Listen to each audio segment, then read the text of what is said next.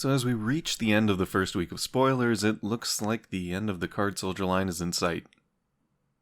Oh shit, I started writing this last Friday. Good lord, whatever. This is now a catch-up episode. Card Soldier's got one okay card and one pretty good card, but as I said in the previous video, calling these things Card Soldiers like they're a workable group of cards is a misnomer at best, and a dream of things long past at worst. The first card shown was the Chant Royal Straight Flush. For 1 dark and 1 light, you can destroy a Resonator. If the card was awakened, destroy all non-Magic Stone entities your opponent controls, and put all cards revealed for this card's awakening into the field. The awakening cost is revealing a Shadow X, Mage Jack, King of Kings, Save the Queen, and the yet-to-be-talked-about Nightmare Knight. As far as Resonator removal goes, I feel like every color is already adequately filled from the last 3 sets, so while I don't think yet more removal is needed, it at least meets the baseline requirements of a card you can play.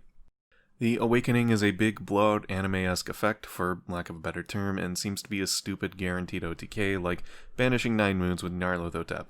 However, that OTK is easy to do, and this one requires 6 specific cards in your hand. It's like the world's dumbest Exodia play. If you want to get the Awakening off, you'll have to dedicate your whole deck to doing that and only that, since a lack of consistent search options to hand will make it harder to gather all the pieces you need reliably. Dare I say it, the OTK ability of Royal Flush goes against the crystal theme of all these other cards, since most of those need to enter the field to use them, while this card wants you to hold all of them in your hand. That's probably for the best, though. It's more likely some ruler like Adam would be able to benefit more from it over their intended ruler Dark Alice. I know her God's Art screams pull this shit off, but if you have survived long enough to flip Dark Alice and get all 5 cards in your grave, then you're probably playing against an intentionally horribly designed deck, or your opponent's just playing with you. Moving on, Nightmare Knight is a 2-cost white-black 6/6 fairy tale with a variety of effects. On enter you can choose up to 2. Banish a light crystal and look at the top 4 cards of your deck, and then reveal and add a fairy tale to your hand and put the rest on the bottom, or banish a darkness crystal to deal -10/-10 to a target Resonator. Also, whenever another fairy tale enters your field, you may return this card to your hand. Despite his oddly average stats, Knight makes up for it by being a 2-drop Percival for fairy tales, and also an excessive force of removal. -10/-10 is a lot, but whatever, we got 2 10/10 2-drops last set, and plenty of cheap strangers you'd need these huge numbers for. The ability to self-recur will probably make him a staple in any kind of Kaguya control build, and his generic fairy tale typing for his search and bounce means he's better used in things outside of what he was obviously designed for. Okay, on to the discard cards. The game is currently in a format where pitching certain things, particularly Resonators to grave, might actually be a bad idea because of how many decks will still gain value from it. This is why Look of Corruption is a particularly good card compared to something like Scorn. Scorn only hits Resonators, so depending on the deck you're against, that could be the worst play you could do on turn 1. Look lets you pull anything, so it's a slightly more viable option since it's much harder to recur Chance, Regalia, or Additions. In the worst case scenario though, it still lets you go 1-for-1 with the opponent while gaining information on their hand. That said, if you're lucky enough to pick off a Rhea or Dark Alice without it getting casted in response, you can potentially set your opponent back a bit. Smile is a better version of a card that was already released in Alice Origins 1. You guys could have at least waited till the next cluster to directly power creep this one, I'm just saying.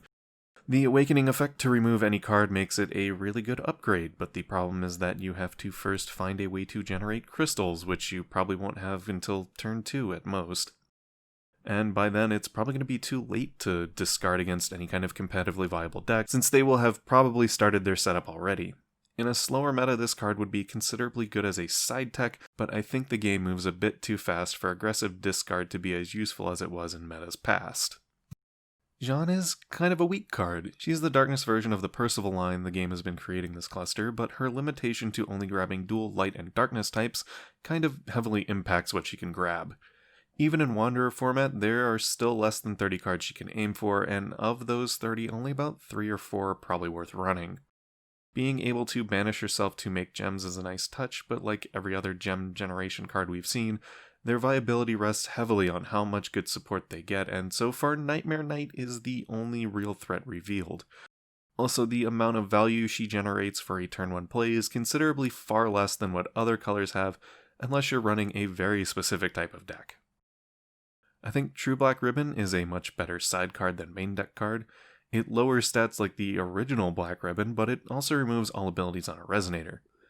The only problem is that it really only hits continuous and active abilities, which have become substantially weaker as the cluster has gone forward.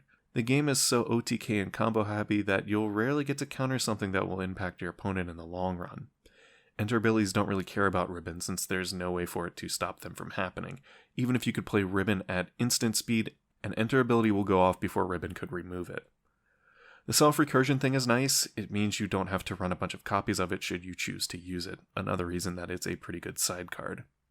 The way its effect is worded renders it unsearchable by effects like Sigurd that just put addition straight into the field, and it's not a literal term, but there's no reason for you to want to search it.